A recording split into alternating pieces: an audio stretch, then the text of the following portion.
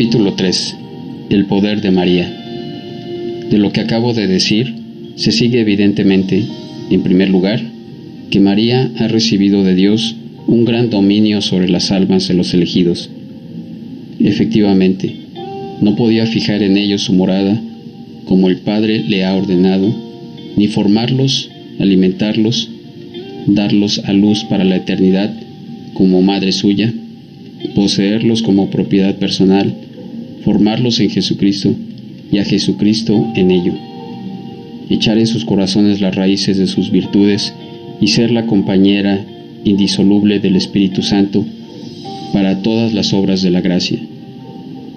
No puede, repito, realizar todo esto si no tiene derecho ni dominio sobre sus almas por gracia singular del Altísimo, que, habiéndole dado poder sobre su Hijo único y natural, se lo ha comunicado también sobre sus hijos adoptivos, no solo en cuanto al cuerpo, lo que sería poca cosa, sino también en cuanto al alma.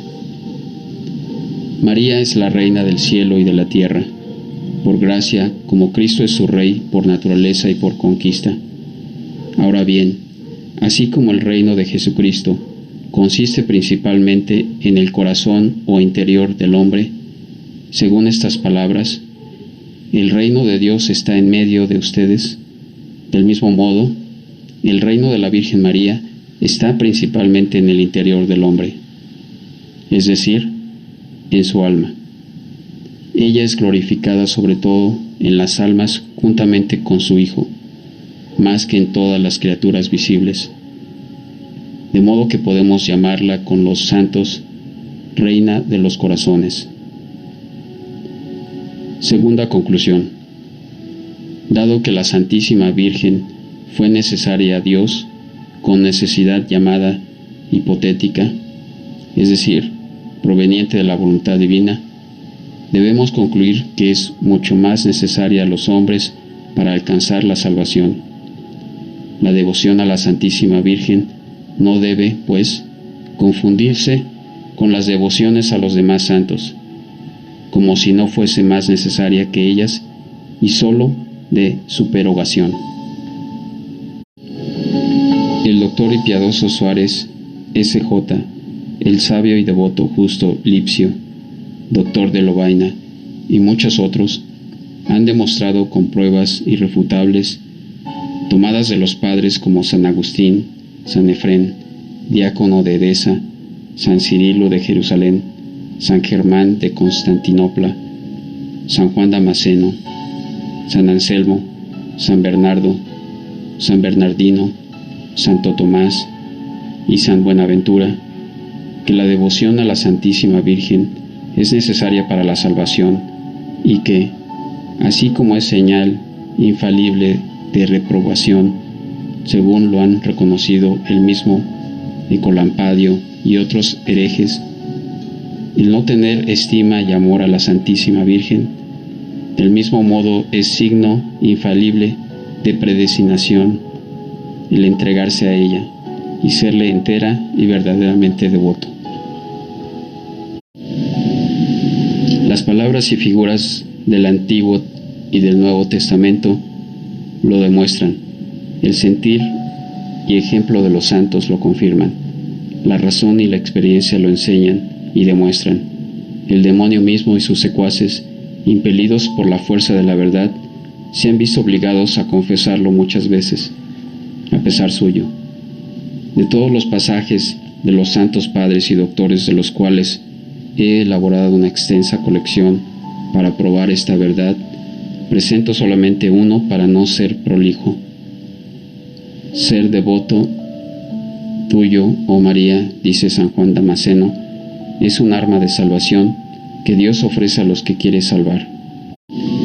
Podría referir aquí varias historias que comprueban esto, entre otras. Las que se cuenta en las crónicas de San Francisco, cuando vio en éxtasis una larga escalera que llegaba hasta el cielo y en cuya cima estaba la Santísima Virgen. Se le indicó que para llegar al cielo era necesario subir por dicha escalera, la que se refiere en las crónicas de Santo Domingo, cerca de Carcasona, donde el santo predicaba el rosario. 15,000 demonios que se habían apoderado de un desgraciado hereje se vieron forzados a confesar, con gran confusión suya, por mandato de la Santísima Virgen, muchas grandes y consoladoras verdades referentes a la devoción a María, con tal fuerza y claridad que, por poco devoto que seas de la Santísima Virgen, no podrás leer esta auténtica historia y el panegírico que el demonio, a pesar suyo, hizo de esta devoción sin derramar lágrimas de alegría.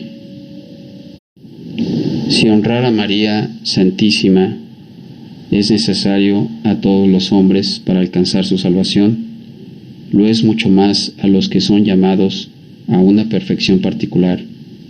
Creo personalmente que nadie puede llegar a una íntima unión con el Señor y a una fidelidad perfecta al Espíritu Santo sin una unión muy estrecha con la Santísima Virgen y una verdadera dependencia de su socorro.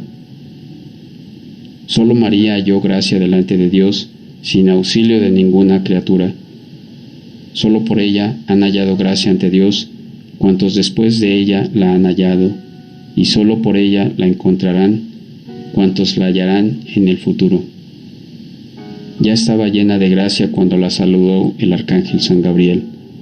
María quedó sobreabundantemente llena de gracia cuando el Espíritu Santo la cubrió con su sombra inefable, y siguió creciendo de día en día y de momento en momento, en esta doble plenitud, de tal manera que llegó a un grado inmenso e incomprensible.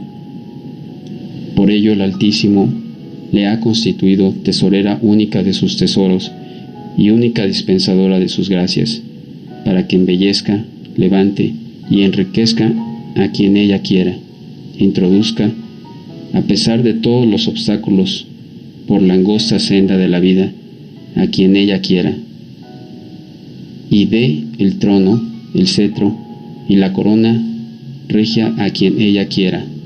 Jesús es siempre y en todas partes el fruto y el Hijo de María, y María es en todas partes el verdadero árbol que lleva el fruto de vida y la verdadera madre que lo produce. Solo a María ha entregado Dios las llaves que dan entrada a la intimidad del amor divino y el poder de dar entrada a los demás por los caminos más sublimes y secretos de la perfección. Solo María permite la entrada en el paraíso terrestre a los pobres hijos de la Eva infiel, para pasearse ahí agradablemente con Dios, esconderse de sus enemigos con seguridad, alimentarse deliciosamente sin temer ya a la muerte del fruto de los árboles de la vida y de la ciencia del bien y del mal, y beber a boca llena las aguas celestiales de la hermosa fuente que allí mana en abundancia. Mejor dicho, siendo ella misma este paraíso terrestre, o esta tierra virgen y bendita de la que fueron arrojados Adán y Eva, pecadores, permite entrar solamente a aquellos a quienes le place para hacerlos llegar a la santidad. De siglo en siglo, pero de modo especial hacia el fin del mundo, todos los ricos del pueblo suplicarán tu rostro. San Bernardo comentaba así estas palabras del Espíritu Santo. Los mayores santos, las personas más ricas en gracia y virtud, son los más asiduos en rogar a la Santísima Virgen y contemplarla siempre como el modelo perfecto a imitar y la ayuda eficaz que les debe socorrer.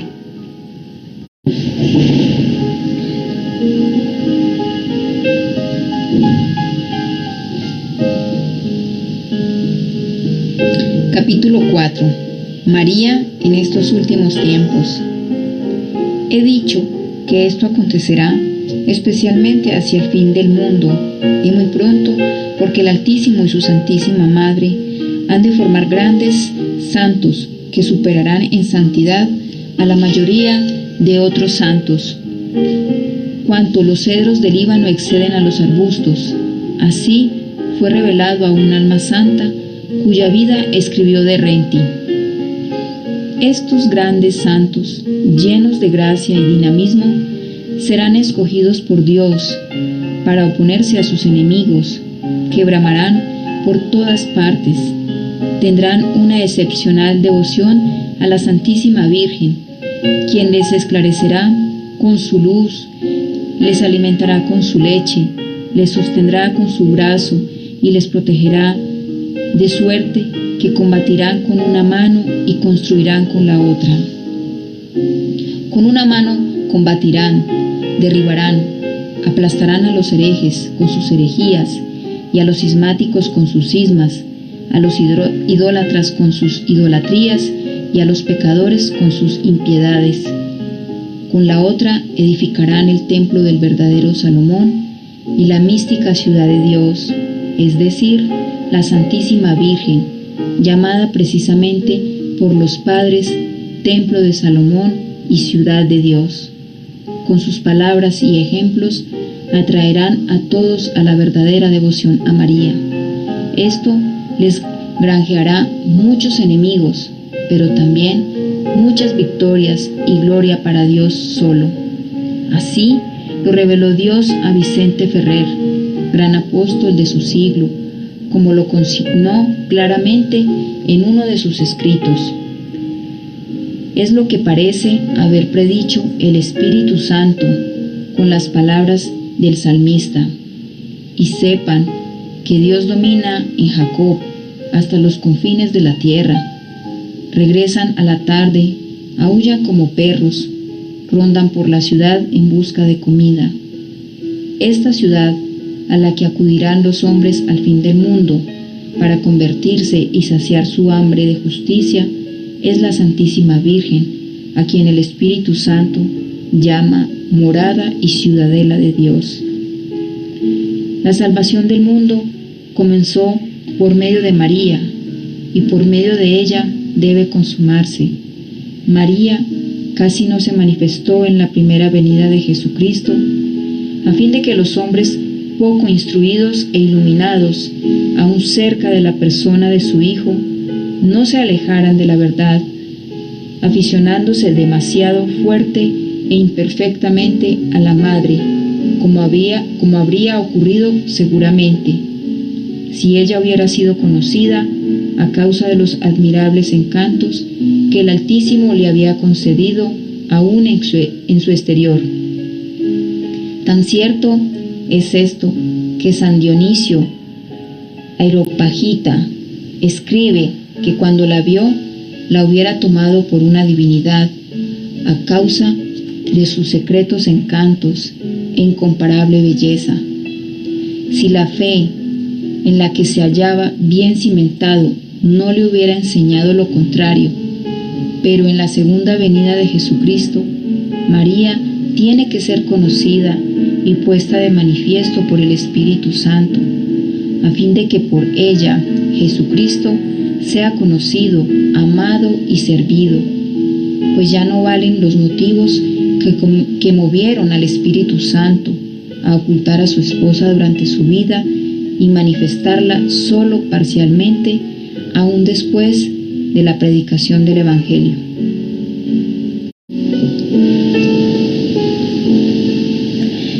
Dios quiere, pues, revelar y manifestar a María la obra maestra de sus manos en estos últimos tiempos, porque ella se ocultó en este mundo y se colocó más baja que el polvo por su profunda humildad, habiendo alcanzado de Dios, de los apóstoles y de los evangelistas que no la dieran a conocer, porque ella es la obra maestra de las manos de Dios, tanto en el orden de la gracia como en el de la gloria, y Él quiere ser glorificado y alabado en la tierra por los hombres, porque ella es la aurora que precede y anuncia al sol de justicia, Jesucristo, y por lo mismo debe ser conocida y manifestada, si queremos que Jesucristo lo sea, porque ella es el camino por donde vino Jesucristo a nosotros la primera vez, y lo será también cuando venga la segunda,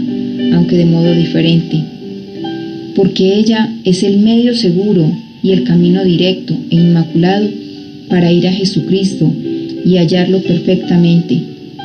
Por ella deben resplandecer en santidad. Quien halla a María, halla la vida, es decir, a Jesucristo, que es el camino, la verdad y la vida. Ahora bien, no se puede hallar a María si no se le busca, ni buscarla si no se le conoce, pues no se busca ni se desea lo que no se conoce. Es, por tanto, necesario que María sea mejor conocida que nunca, para mayor conocimiento y gloria de la Santísima Trinidad. Porque María debe resplandecer más que nunca en los últimos tiempos en misericordia, poder y gracia.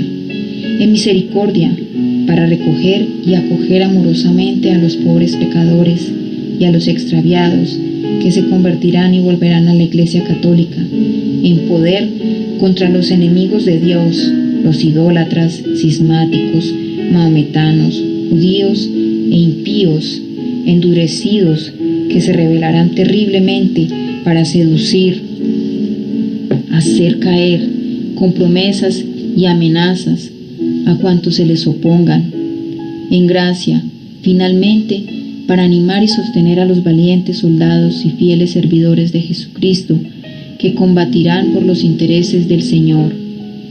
Por último, porque María debe ser terrible al diablo y a sus secuaces, como un ejército en orden de batalla, sobre todo en estos tiempos, últimos tiempos, porque el diablo, sabiendo que le queda poco tiempo y menos que nunca para perder a las gentes, redoblará cada día sus esfuerzos y ataques. De hecho, suscitará en breve crueles persecuciones y tenderá terribles emboscadas a los fieles servidores y verdaderos hijos de María, a quienes les cuesta vencer mucho más que a los demás.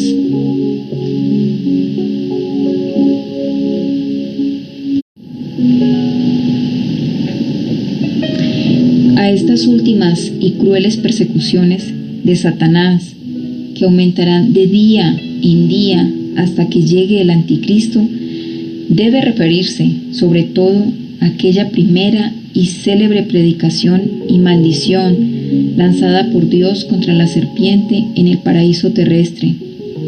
Nos parece oportuno explicarla aquí, para la gloria de la Santísima Virgen, salvación de sus hijos y confusión de los demonios. Haré que haya enemistad entre ti y la mujer, entre tu descendencia y la suya. Esta te pisará la cabeza, mientras tú te abalanzarás sobre su talón. Dios ha hecho y preparado una sola e irreconciliable enemistad que durará y se intensificará hasta el fin, y es entre María, su digna madre, y el diablo, entre los hijos y servidores de la Santísima Virgen y los hijos y secuaces de Lucifer, de suerte que el enemigo más terrible que Dios ha suscitado como Satanás es María, su Santísima Madre, ya desde el paraíso terrenal, aunque María solo estaba entonces en la mente divina. Le inspiró tanto odio contra ese maldito enemigo de Dios, le dio tanta sagacidad para descubrir la malicia de esa antigua serpiente y tanta fuerza para vencer, abatir y aplastar a ese orgulloso impío, que el diablo la teme, no solo más que a todos los ángeles y hombres, sino en cierto modo más que al mismo Dios. No ya porque la ira, odio y poder divinos no sean infinitamente mayores que los de la Santísima Virgen, cuyas perfecciones son limitadas, sino porque Satanás, que es tan orgulloso, sufre infinitamente más al verse vencido y castigado por una sencilla y humilde esclava de Dios, y la humildad de la Virgen lo humilla más que el poder divino. Porque Dios ha concedido a María un poder tan grande contra los demonios que, como a pesar suyo se han visto muchas veces obligados a confesarlo por boca de los posesos. Tienen más miedo a un solo suspiro de María a favor de una persona que a las oraciones de todos los santos y a una sola amenaza suya contra ellos más que a todos los demás tormentos. Lo que Lucifer perdió por orgullo, lo ganó María con la humildad. Lo que Eva condenó y perdió por desobediencia, lo salvó María con la obediencia. Eva, al obedecer a la serpiente, se hizo causa de perdición para sí y para todos sus hijos, entregándolos a Satanás.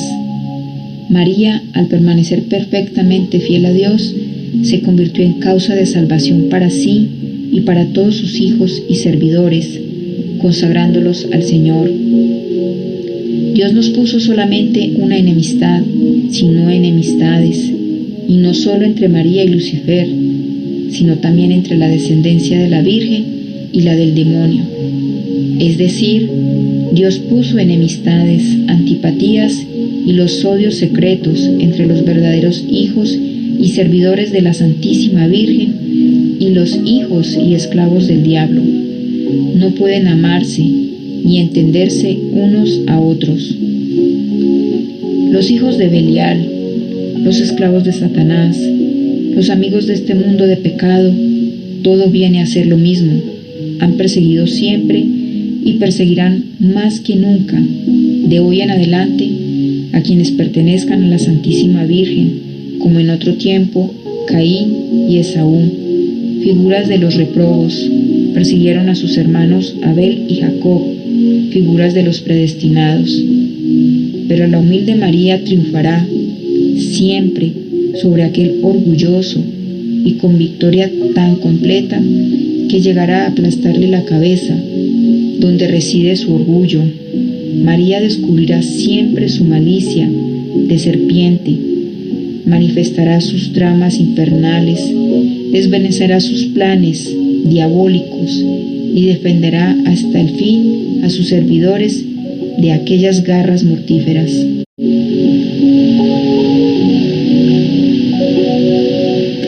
El poder de María sobre todos los demonios resplandecerá, sin embargo, de modo particular en los últimos tiempos, cuando Satanás pondrá acechanzas a su calcañar, o sea, a sus humildes servidores y pobres a juicio del mundo, humillados delante de todos, rebajados y oprimidos como el calcañar respecto de los demás miembros del cuerpo, pero, en cambio, serán ricos en gracias y carismas que María les distribuirá con abundancia, grandes y elevados en santidad delante de Dios, superiores a cualquier otra criatura por su celo ardoroso y tan fuertemente apoyados en el socorro divino, que con la humildad de su calcañar y unidos a María aplastarán la cabeza del demonio y harán triunfar a Jesucristo.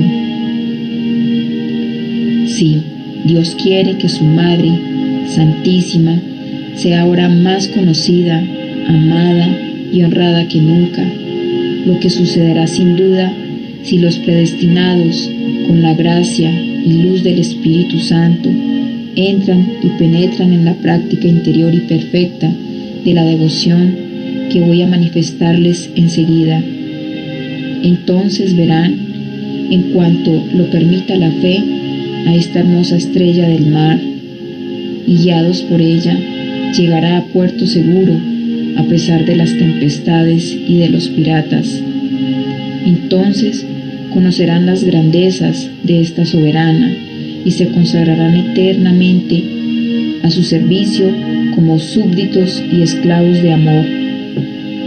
Entonces saborearán sus dulzuras y bondades maternales y la amarán tiernamente como sus hijos predilectos.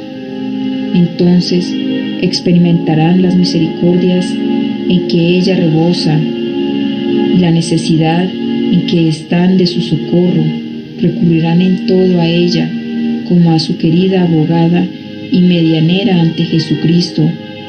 Entonces sabrán que María es el medio más seguro, fácil, corto y perfecto para llegar hasta Jesucristo, y se consagrarán a ella en cuerpo y alma, sin reserva alguna, para pertenecer del mismo modo a Jesucristo. Pero, ¿qué serán estos servidores, esclavos e hijos de María? Serán fuego encendido, ministros del Señor, que prenderán por todas las partes el fuego del amor divino.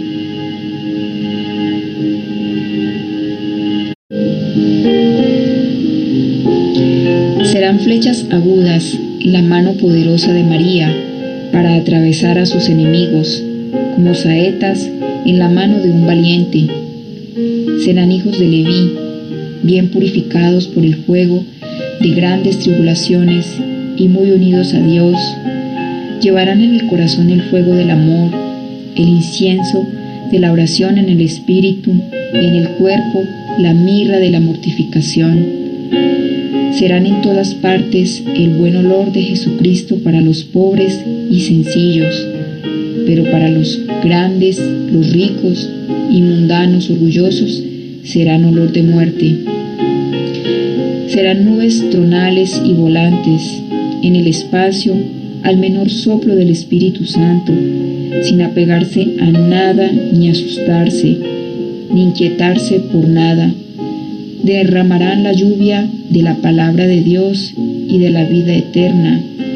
Tronarán contra el pecado, lanzarán rayos contra el mundo del pecado, descargarán golpes contra el demonio y sus secuaces, y con la espada de dos filos de la palabra de Dios traspasarán a todos aquellos a quienes sean enviados de parte del Altísimo. Serán los apóstoles auténticos de los últimos tiempos, a quienes el Señor de los ejércitos dará la palabra y la fuerza necesarias para realizar maravillas y ganar gloriosos despojos sobre sus enemigos.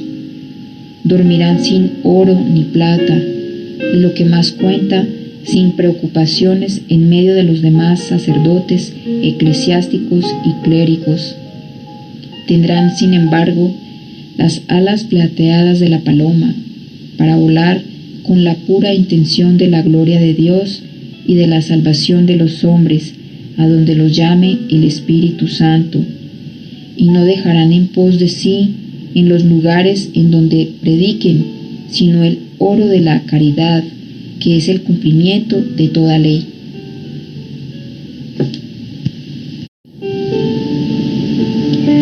Por último, sabemos que serán verdaderos discípulos de Jesucristo, caminando sobre las huellas de su pobreza, humildad, desprecio de lo mundano y caridad evangélica.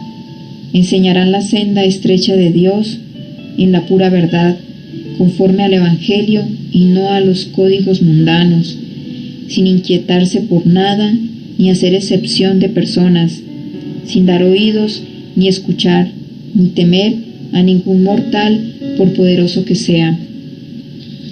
Llevarán en la boca la espada de dos filos de la palabra de Dios, sobre sus hombros el estandarte ensangrentado de la cruz, en la mano derecha el crucifijo, el rosario en la izquierda, los sagrados nombres de Jesús y María en el corazón, y en toda su conducta la modestia y mortificación de Jesucristo. Tales serán los grandes hombres que vendrán y a quienes María formará por orden del Altísimo para extender su imperio sobre el de los impíos, idólatras y mahometanos. Pero, ¿cuándo y cómo sucederá esto?